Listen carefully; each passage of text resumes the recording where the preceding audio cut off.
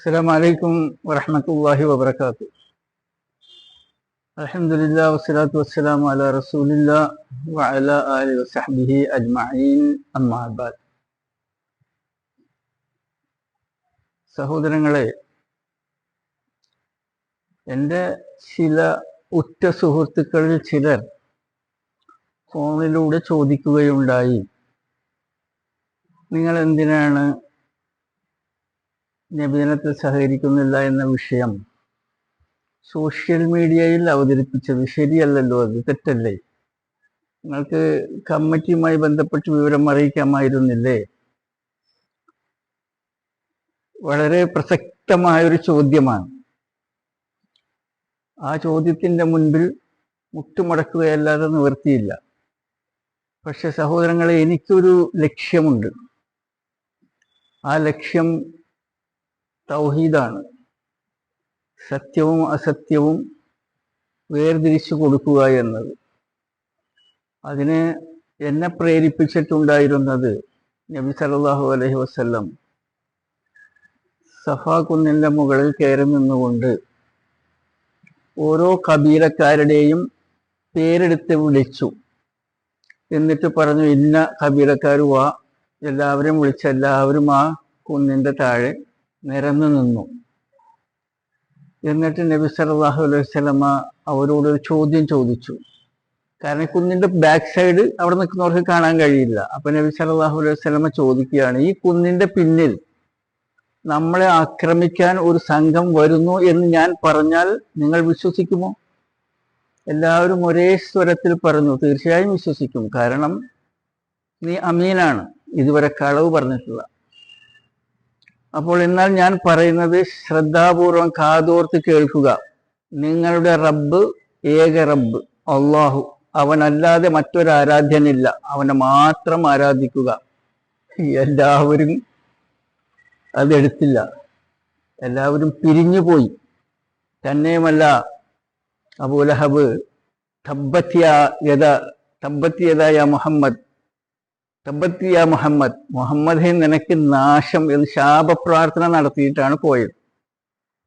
നബി സല്ലല്ലാഹു അലൈഹി വസല്ലമയുടെ കുടുംബം മൊത്തം അദ്ദേഹത്തിനെതിരായി. ഇപ്പൊ ഞാൻ ഈ ഒരു വിഷയം ഇവിടെ അവതരിപ്പിച്ചു കഴിഞ്ഞപ്പോൾ ഒരു പക്ഷേ ഒരുപാട് ആളുകളും എൻ്റെ കുടുംബവും ഒക്കെ എനിക്കെതിരാവും. അങ്ങനെ ആയെങ്കിൽ വിരോധമില്ല. കാരണം ഇതേ അനുഭവം നബി സല്ലല്ലാഹു അലൈഹി വസല്ലമയ്ക്കും ഉണ്ടായി എന്ന് സൂചിപ്പിക്കാനാണ് ഞാൻ ഈ ഒരു സംഭവം എടുത്തു പറയാനുണ്ടായ കാര്യം.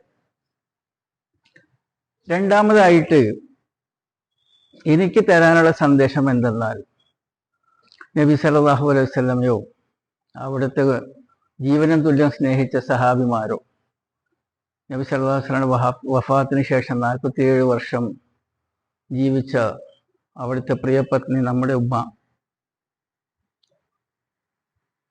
ആയിഷ റളിയല്ലാഹു അൻഹ, നമ്മുടെ ഇമാമുമാർ, ആരും തന്നെ, എന്തിനേറെ നബി സല്ലല്ലാഹു അലൈഹി വസല്ലമയുടെ മരണശേഷം, അവിടുത്തെ വഫാത്തിൻ്റെ ശേഷം 300 കൊല്ലം വരെ ആരും ആഘോഷിക്കാത്ത ഈ ഒരു നബിദിനം, ഇത് ബിദ്അത്തല്ലേ സഹോദരങ്ങൾ? തെളിവുണ്ട് നമ്മുടെ അടുത്ത്. മഹാന്മാർ പറഞ്ഞു, ഇന്ന മഹാന്മാർ പറഞ്ഞു. ആ മഹാന്മാരെയാണോ നമ്മൾ പിൻപറ്റേണ്ടത്, അതോ നബി സല്ലല്ലാഹു അലൈഹി വസല്ലമയും സഹാബിമാരെയുമാണോ പിൻപറ്റേണ്ടത്? ഈ ഒരു മെസ്സേജും കൂടി അതെനിക്ക് ജനങ്ങൾക്ക് കൊടുക്കാനുള്ള മെസ്സേജാണ്. എൻ്റെ സുഹൃത്ത് ചോദിച്ചതുപോലെ പള്ളിയിൽ പോയിട്ട് അവരോട് പറയാം, ഞങ്ങൾ നബിദിനമായിട്ട് വിട്ടു നിൽക്കുകയാണ്, നമുക്ക് ഈ പരിപാടിയൊന്നുമില്ല എന്ന് പറഞ്ഞാൽ കഴിഞ്ഞു, ആരും അറിയില്ല. പക്ഷെ എന്തുകൊണ്ട് ഞങ്ങൾ വിട്ടു നിൽക്കുന്നു എന്ന സന്ദേശം എനിക്ക് ജനങ്ങളുടെ അടുത്ത് എത്തിക്കണം. ഒന്നാമതായിട്ട് നമ്മുടെ ഉസ്താദ് പറയുന്ന, നിങ്ങളൊന്ന് കേൾക്കൂ. ഘോഷയാത്ര കഴിഞ്ഞു വന്ന് മൗലൂദ് ഓതി ഭക്ഷണം കഴിക്കുന്ന കുട്ടികൾക്ക് ഭക്ഷണം കൊടുക്കുന്നില്ല എന്ന് പറഞ്ഞു. അപ്പോൾ ഈ ഘോഷയാത്രയെക്കുറിച്ച് നിങ്ങൾ ചിന്തിച്ചിട്ടുണ്ടോ? എന്താണ് ഈ ഘോഷയാത്ര? ഞാൻ എൻ്റെ കഴിഞ്ഞ വീഡിയോയിൽ ക്ലിപ്പ് കാണിച്ചു. AP-യും EK-യും ഘോഷയാത്രയുടെ ദിവസം, നബി സല്ലല്ലാഹു അലൈഹി വസല്ലമയുടെ നബിദിന ദിവസം റോഡിൽ ഏറ്റുമുട്ടി. അവരുടെ കയ്യിൽ നിന്നും കാലിൽ നിന്നൊക്കെ ചോര ഒലിക്കുന്ന സീൻ ഞാൻ കാണിച്ചു. 10-50 കുട്ടികൾ ഒരേ നിറത്തിലുള്ള സോപ്പ്, അറബികളിടുന്ന നീളം കുപ്പായം, അതിടുക. അതേപോലെ തന്നെ മിലിറ്ററി യൂണിഫോം തയ്യാറാക്കിയിട്ട് കയ്യിൽ ഒരു വടിയൊക്കെ പിടിച്ചിട്ട് മാർച്ച് നടത്തുക, ദഫ് മുട്ടുക. ഈ ഉണ്ടാക്കിയിട്ടുള്ള ഈ ഡ്രസ്സുകളൊക്കെ ഒരൊറ്റ ദിവസത്തിന് മാത്രമാണ് അത് ഉപയോഗിക്കുന്നത്. അടുത്ത വർഷത്തേക്ക് എടുത്തു വെക്കും, കുറേയൊക്കെ പൂപ്പൽ പിടിക്കും, കുറേയൊക്കെ നാശമാവും. എന്നാൽ അതേ ദിവസം ഈ ഡ്രസ്സ് തയ്ക്കാൻ വേണ്ടി ചെലവാക്കുന്ന പൈസ പാവപ്പെട്ടവർക്ക് ഡ്രസ്സ് ഉണ്ടാക്കാൻ കൊടുത്തൂടെ?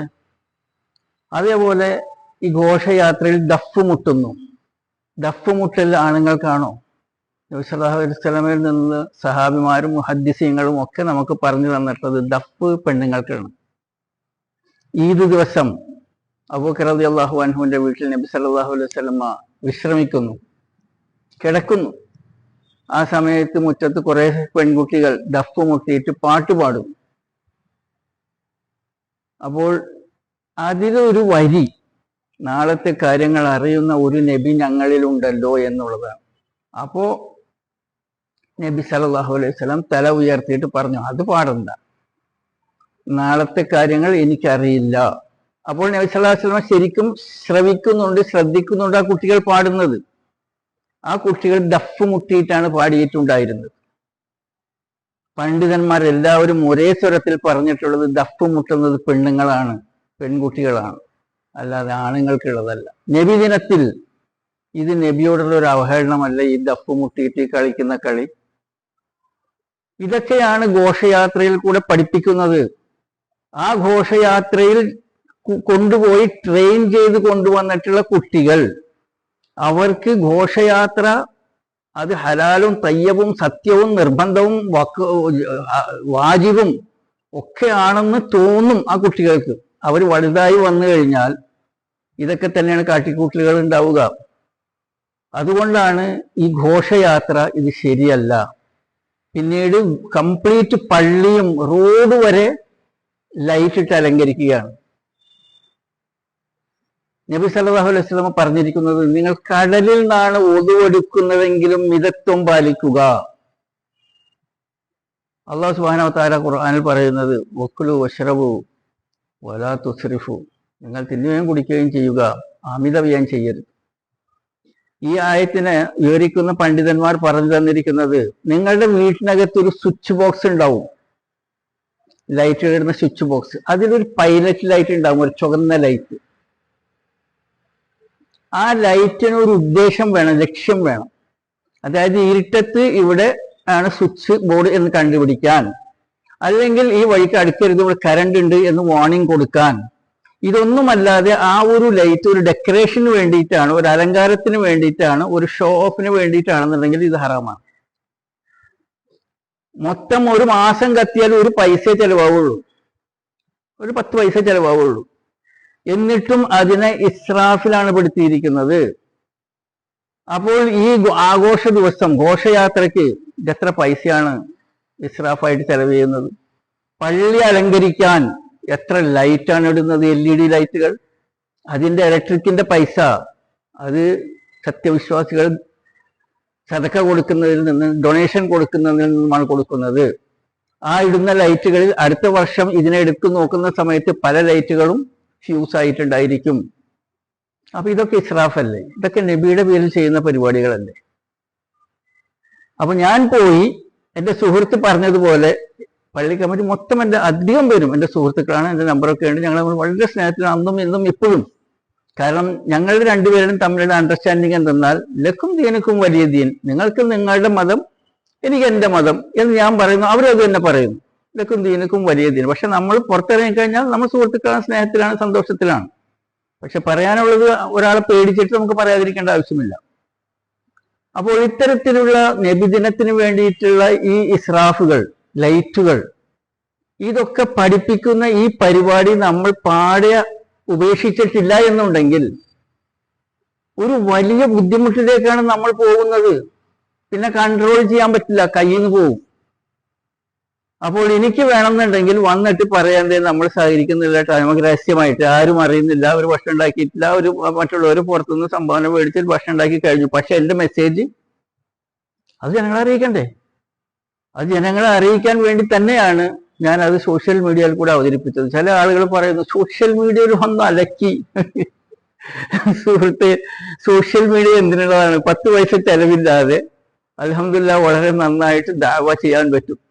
പണ്ടത്തെ കാലത്ത് നബി സല്ലല്ലാഹു അലൈഹി വസല്ലമയുടെ വളരെയധികം പിന്നാക്കം പോകേണ്ട, ഒരു 10-15 വർഷം മുമ്പത്തെ പിന്നാക്കം പോയാൽ മതി.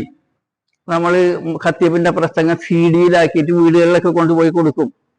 മനസ്സിലായി? ആ CD ഉപയോഗിക്കാൻ പറ്റാത്ത വീടുകൾക്ക് ഒരു CD പ്ലെയർ എന്ന് പറഞ്ഞിട്ട് ചെറിയൊരു പ്ലെയർ കിട്ടും, അതും കൊടുക്കും. അങ്ങനെയൊക്കെ പൈസ ചെലവ് ചെയ്ത് ദാവത്ത് നടത്തിയിട്ടുണ്ടായിരുന്ന ഇക്കാലത്ത്, അന്നത്തെ കാലത്തിനേക്കാൾ എത്ര എളുപ്പത്തിൽ 10 പൈസ ചെലവില്ലാതെ ദാവത്ത് നടത്താൻ കഴിയുമ്പോൾ നമ്മളത് യൂട്ടിലൈസ് ചെയ്യല്ലേ വേണ്ടത്. അതാണ് ഞാൻ ചെയ്തിരിക്കുന്നത്. സഹോദരങ്ങൾ, നിങ്ങൾക്ക് മനസ്സിലായിട്ടുണ്ടാവുമെന്ന് വിശ്വസിക്കുന്നു. വഖിർ ദഅ്വാനാ അൽഹംദുലില്ലാഹി റബ്ബിൽ ആലമീൻ. അസ്സലാമു അലൈക്കും വറഹ്മത്തുള്ളാഹി വബറകാതുഹു.